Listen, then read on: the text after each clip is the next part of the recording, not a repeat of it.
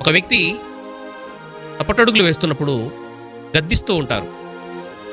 నువ్వు ఇలా చేయటం కరెక్ట్ కాదు అని గద్దిస్తూ ఉంటారు.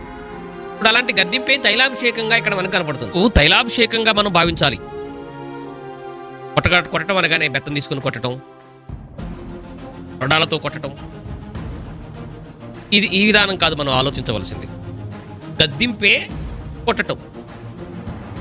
నీతిమంతులు గద్దించుట, నీతిమంతులను కొట్టుట అన్నమాట గద్దింపు అని మనం భావించాలి. అంతే కదండి. నీతిమంతులు గద్దిస్తారు, కొట్టరు. కొట్టడం అంటే కర్ర తీసుకుని కొట్టడమో కొరడాలతో కొట్టడం కాదు, మాటలతోనే కొడతారు. మాటలతోనే కొట్టడాన్ని ఇక్కడ అలంకార రూపకంగా రాశాడు ప్రియులారా. అలంకార రూపకంగా చెప్పబడినటువంటి మాట మనం ఆత్మ సంబంధమైనదిగా అర్థం చేసుకోవాలి.